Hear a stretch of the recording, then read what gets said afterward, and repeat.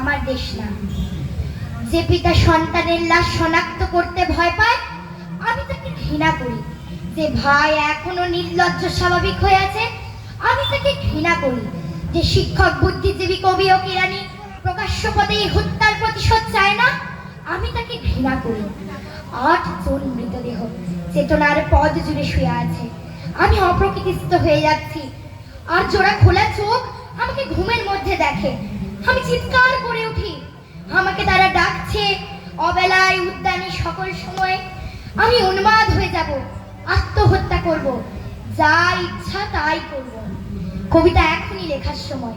ইস্তেহারে, দেওয়ালে, স্টেনসিলে নিজের রক্ত অশ্রু হাড় দিয়ে কোলাজ পদ্ধতিতে এখনই কবিতা লেখা যায়।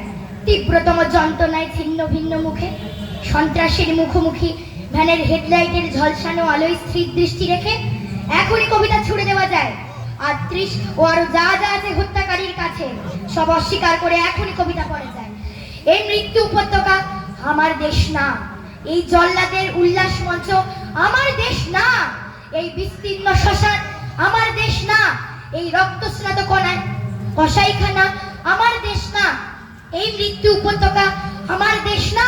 এই মৃত্যু উপত্যকা আমার দেশ না। এই মৃত্যু উপত্যকা আমার দেশ না। নমস্কার।